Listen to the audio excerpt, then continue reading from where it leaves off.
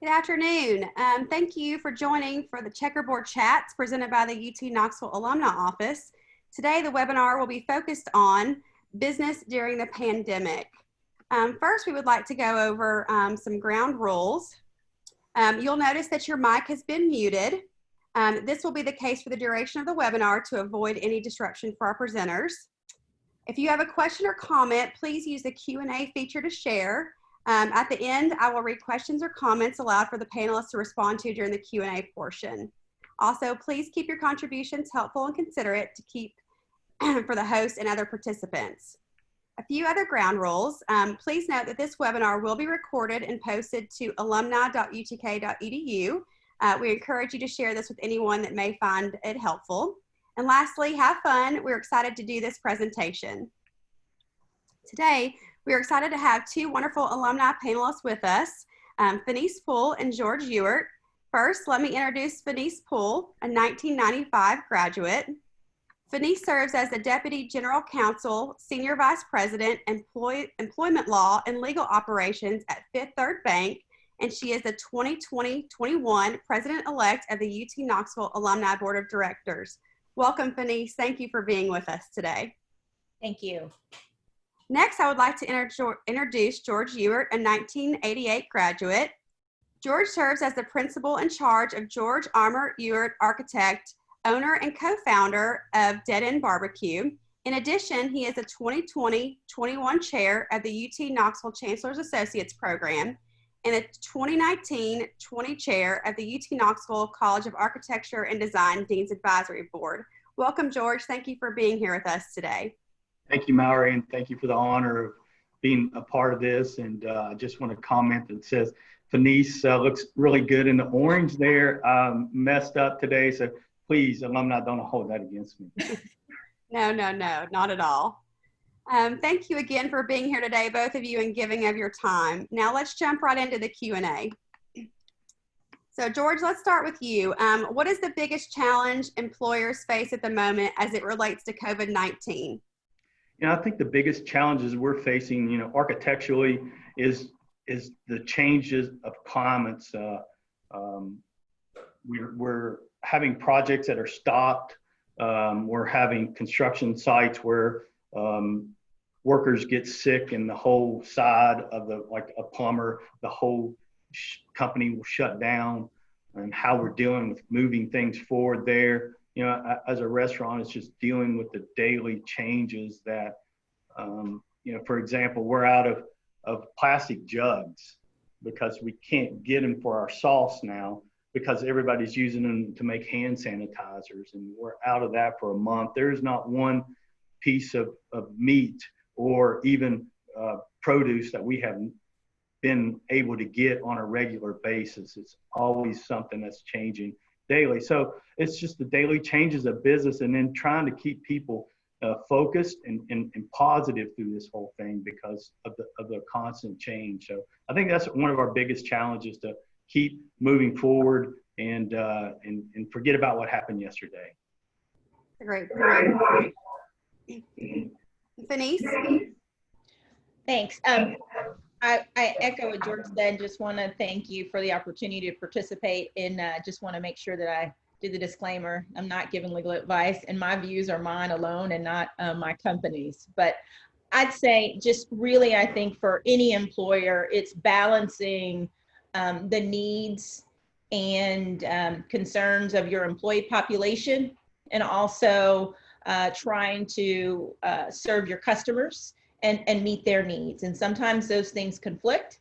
Sometimes there's some tension there. So I think that's the largest challenge, especially for businesses that sit in multiple states, having to keep up to speed with the ever-changing governmental or local orders that impact not only how your employees have to come into work every day, but also the expectations and things that you do in order to make your customers safe in your environments. Absolutely. And I know, George, you mentioned just keeping people positive. What is one thing that you are doing kind of to combat these items? Well, I think one thing is just staying at an even keel and not getting caught up, because tomorrow it's going to change again. And, if you let everything just enter into your body and come out negative, you're not doing anybody any good as far as anybody that works with you or works for you. And if they see a more calmer aspect, and it's like, hey, we know it's going to change, let's deal with it and move on. I just feel that sets a tone and eases everybody. And it starts with leadership. If your leadership is not stable or it's in chaos, you're going to get chaos, and you're not going to get stability. So you got to really show as a business leader that where that bar is with you. Denise, did you have anything you wanted to add? No, I think George is right on point. We all have hard days and difficult days. I think one of the things that is really critical is just to reach out and be, reassuring to your employees, your coworkers. It's nice to be able to talk about something other than COVID-19. There are things that certain times we'll start a meeting with. What's the biggest benefit to working from home? What's the most challenging thing? Maybe we do lunches. So oftentimes we would get together and do lunch in a lunchroom. Now we'll do it over a webcam just to keep the connection together and people positive. That's a great idea. All right, well, let's move to the next question. Denise, we'll start with you. How has COVID-19 affected company operations? I think companies are finding that they're able to be nimble, much more nimble than ever thought before. Some organizations were not remote work, and so very quickly we all had to figure out how to do it. And I think the remote workforce for most of us is turning out to be a real positive. Some employees have childcare or family concerns or challenges, and so being able to work from home and work remotely has been really a welcome thing for them. So I think just the change in where people are working has impacted us. Also, their stay-at-home orders. So if your business is not one that qualifies as an essential company, that could be extremely problematic for you. Not only trying to just figure out how you're going to continue to employ your employees, but also how you're going to keep your business moving. But those of us who are in industries where we are essential, the additional thing is just making sure that our employees are able to come into the office. Sometimes that means helping with transportation, giving them letters showing that they really can be on the road, and then meeting the expectations of the various jurisdictions that require you to maybe test employees, do temperature checks, provide masks and gloves. Those things have been ever changing for employers and companies. Absolutely. George? Yeah, well, architecture, we kind of, in 2008 to 2012, our field experienced, I think it was 62% unemployment at that time. And we've had to deal with, we're taking a lot of those lessons that we learned then and applying them to now, because with the loss of projects that, people don't want to have restaurants in their buildings anymore right now because they're not really paying a lot of rent because they're not doing anything. So, we kind of taken those lessons that we learned about trying to be nimble, like Denise said, try to be more frugal, try to understand that what we're doing is very important for design of a building and how we can better add value to a project now and try to separate ourselves from somebody else, be it furnishing interior design or doing more renderings or whatever we have to do that we've had to step out. And then, it's also going back to, the working remotely. We've never really done that before. So it was a whole new learning experience of how to communicate, because what we do is so collaborative. And if we're not having that collaboration here, how do we create it?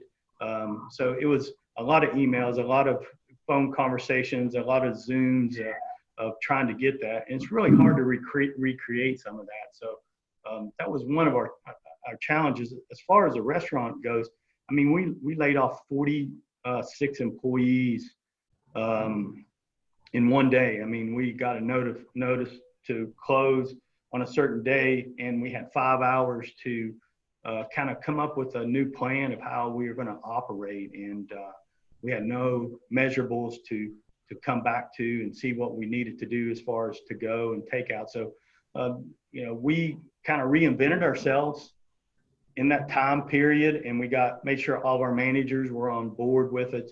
And we have been successful because everybody kind of bonded together, and we went forward with unknown. And in doing that, you know, we ran out of to-go boxes, we ran out of ketchup package, you name it. It's just, you know, because all of a sudden everybody just shifted the paradigm to something else. And now everybody's doing to-go, everybody's fighting over trying to get all these boxes. So how do we do it? I mean, we had them in aluminum pans going out, wrapping in aluminum foil and bags and everything just to try to keep up. So, you know, it's just, again, like we talked about, like I said earlier, it's a day-to-day changing, hour-to-hour changing thing, and you just got to be able to address it. Thank you. So the next question, George, we'll start with you. What advice would you give other business professionals right now? Well, you know, I think that one of the things like we've done at the restaurant is start a list of best practices. So we all sat down last week after we almost 2 months of going through this and said, okay, we've had managers that were never used to doing a dish in a while, or prepping sides, or cooking on the line. So they all learned a different aspect of what they used to do.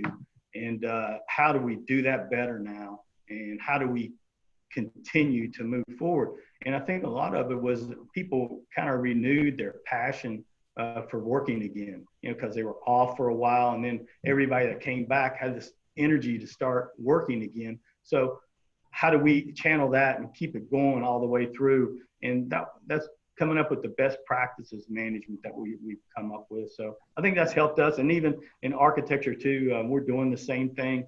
There's what was good about working at home remotely, how we contacted clients, how we stayed in touch with them. So I think the best thing, and my advice would be to try to document that, keep it as in your employee manual or however you do it moving forward. That's great. Fenice?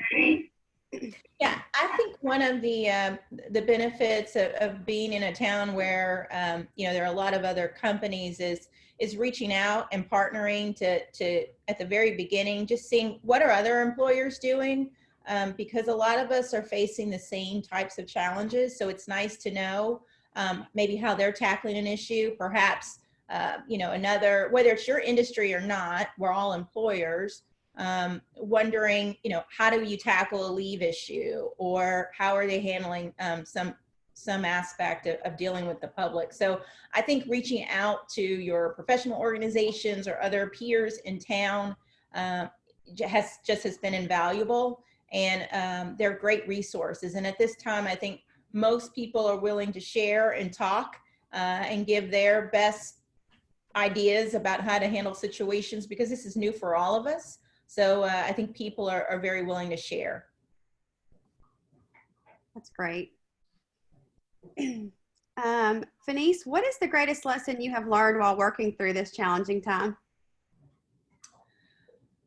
I think one of the biggest things is just the need to quickly get a core team together, and a core team of people from, you know, just all over your organization. So certainly HR, physical security, just multiple people need to be involved in planning and helping kind of the organization go forward. Because at any point in time, any one of those arms of that multifaceted group may need to be triggered or to lend a hand.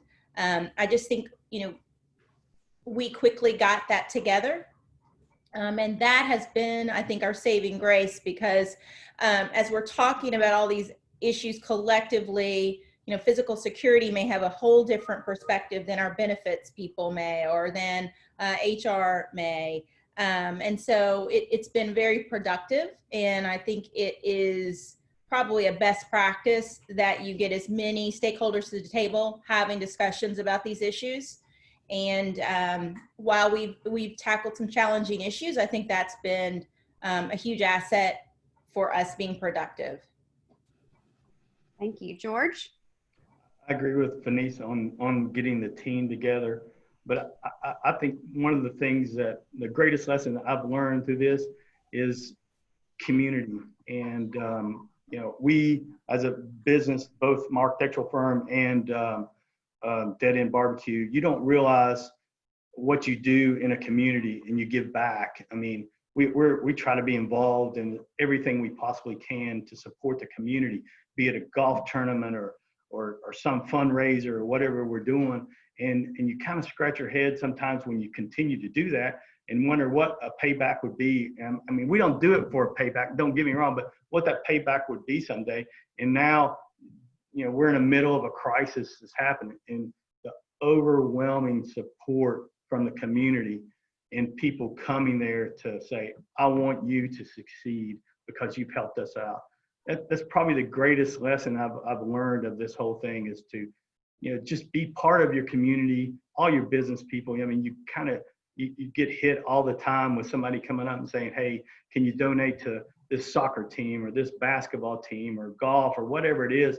And you kind of do it and you don't realize what you're getting into sometime. And then all of a sudden a crisis happens, and those are the first people that show up to your door. And it's been one of those things where, you know, looking back on it, it's been the greatest thing that's happened to me so far in this whole COVID mess. Thank you both for sharing that. So George, this question is just for you.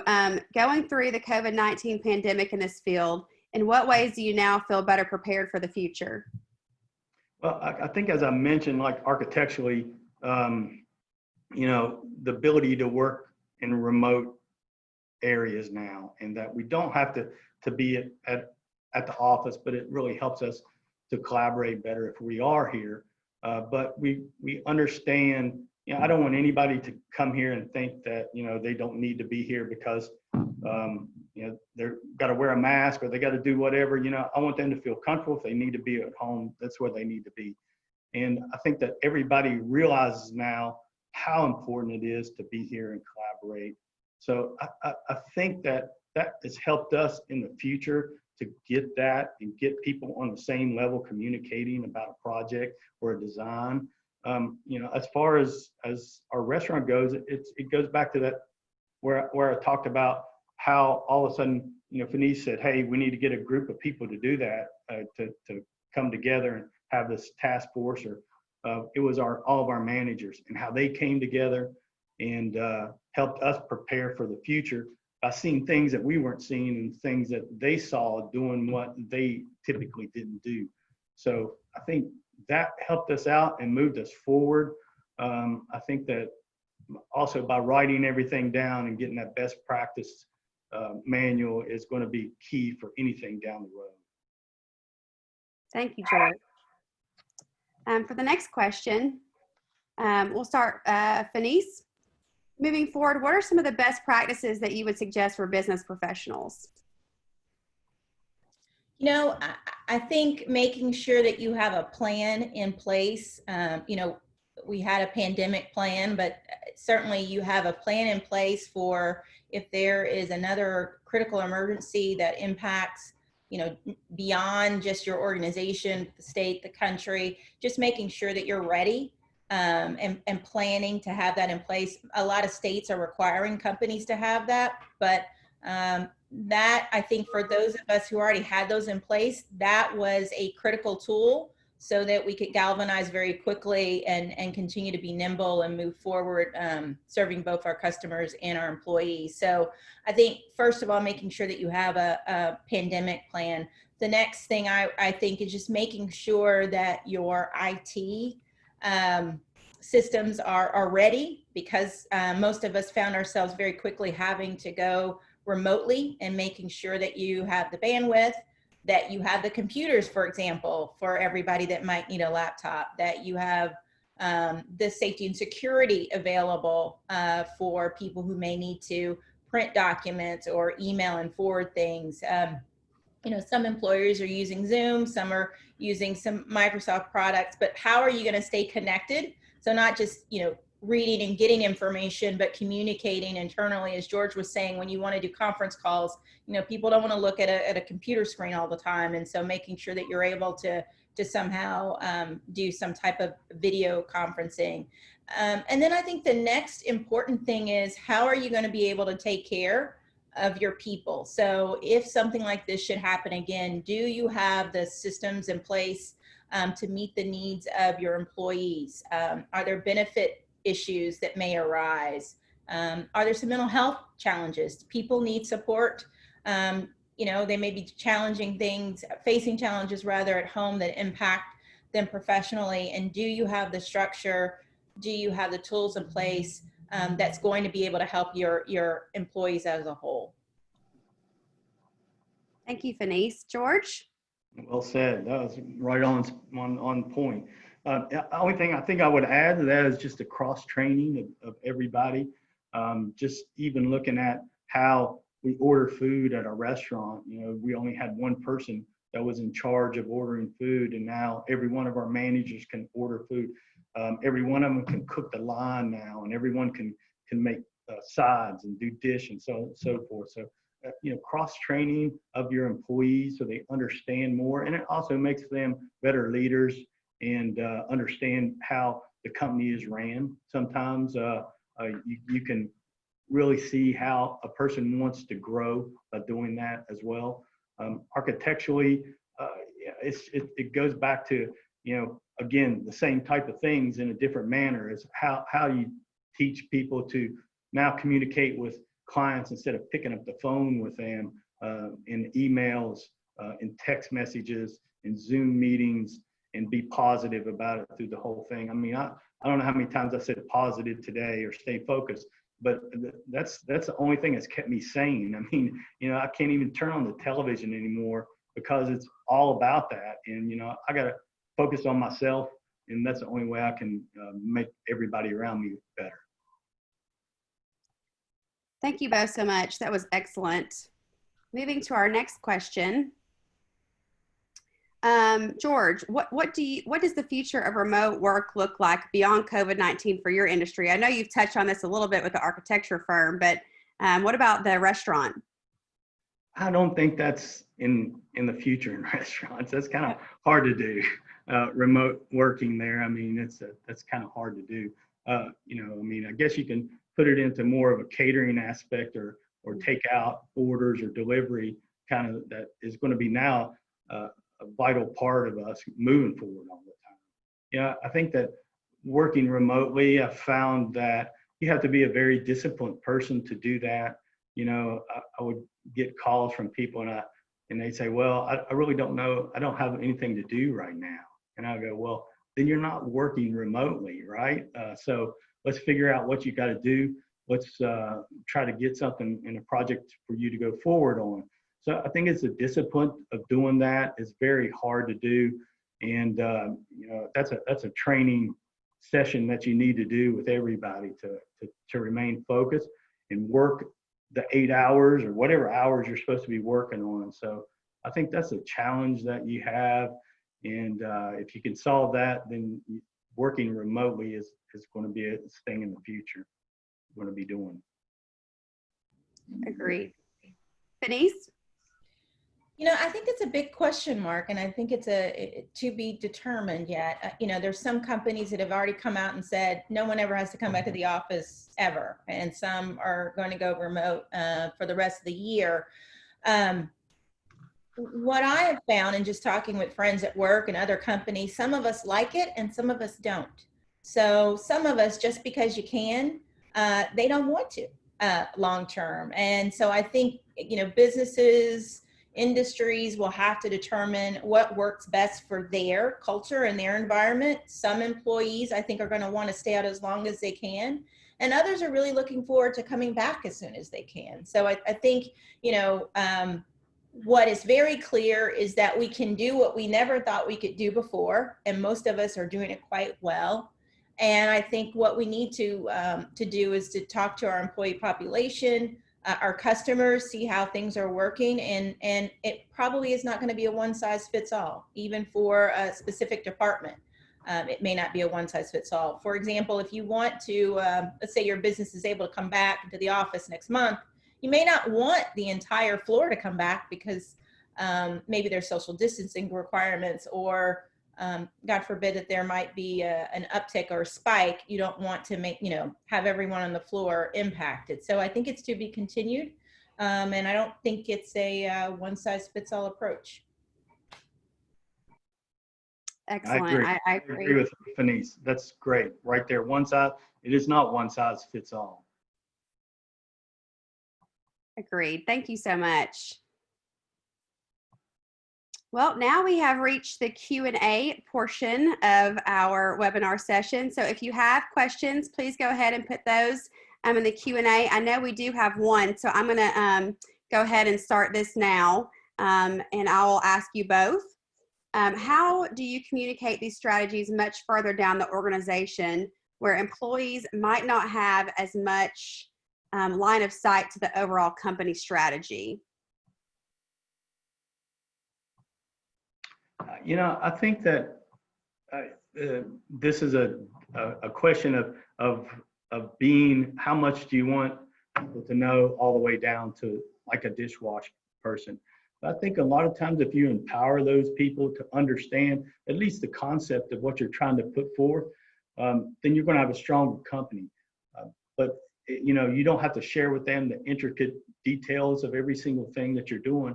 But if you show them what your overarching goal is and share with them how to get there, I think that's more important. And I think your company will grow stronger by doing that. Yeah, I think it depends on the message you're trying to deliver. If you're wanting to get messages out about what you're doing to protect your employees or keeping them safe, steps that you're taking to make sure people are prepared to return to the office, I think there's usually a human resource person or one person, I think, that should be responsible for delivering that message.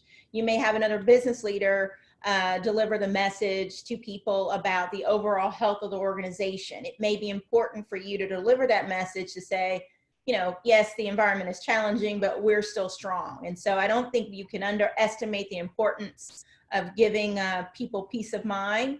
But I think it's key to make sure that the person delivering the message makes sense. So I would have someone from HR delivering the kind of health and welfare type information. Somebody from your finance department that maybe wants to talk about the fiscal health of your organization. But I think over communicating, just talking the talk, is unnecessary. But I think there's some key messages that probably all employers and companies want to provide to their employees. And the other thing that I've been moved by is the commercials, whether it's some of the grocery stores, the chains in town that are thanking their employees. That's meaningful to me as a customer, that those companies are thanking their frontline workers, if you will. I think that's also meaningful. So it's not just the communication that you're trying to give to your own employees, but also the communication that you're giving out to your customers, so they're aware that you do value what your employees are doing in this difficult time. Thank you. And a second question as a follow-up to that was asked, how do you show that these are the right moves?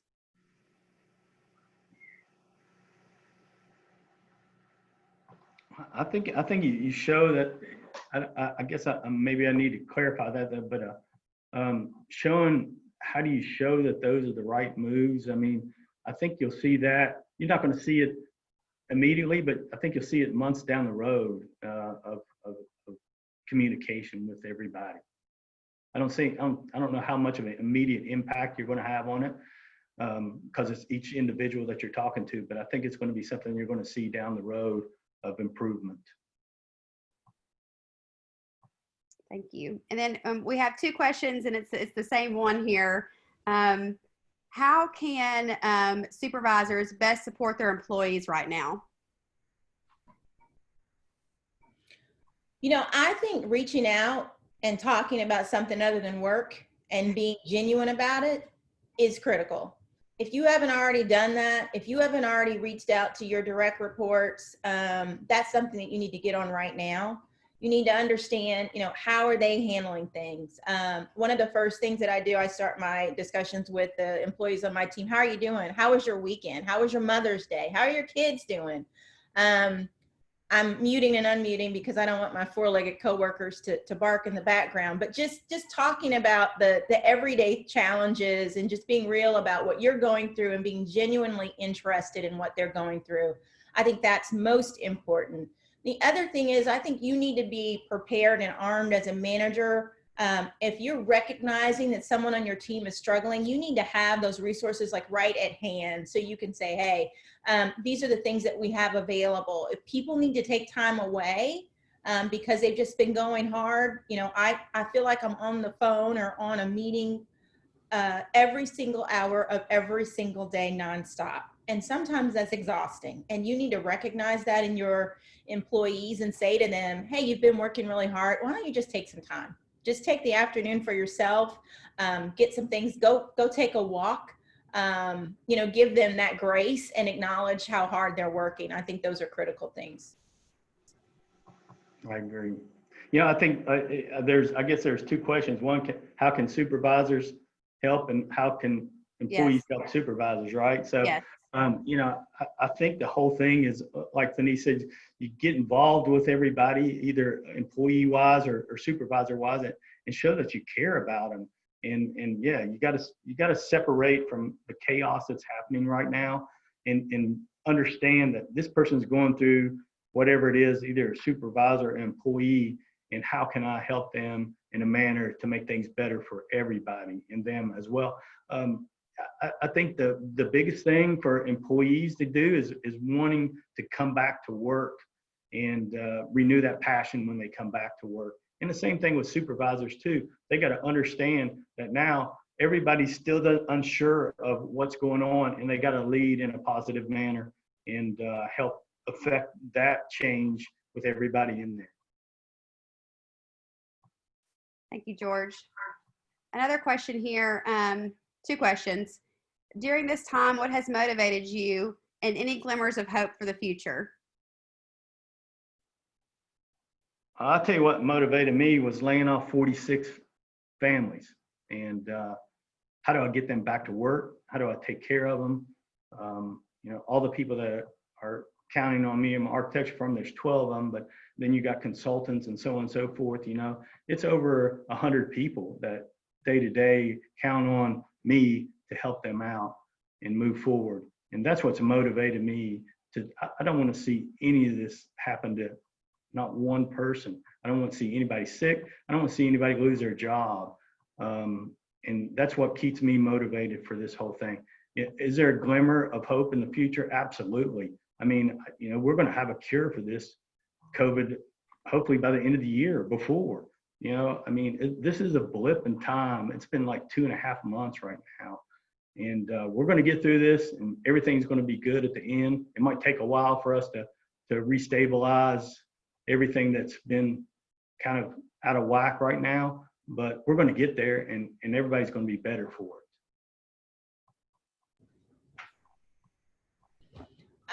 For me, I think what's motivated me is just having a great support system, whether it's coworkers or family or friends.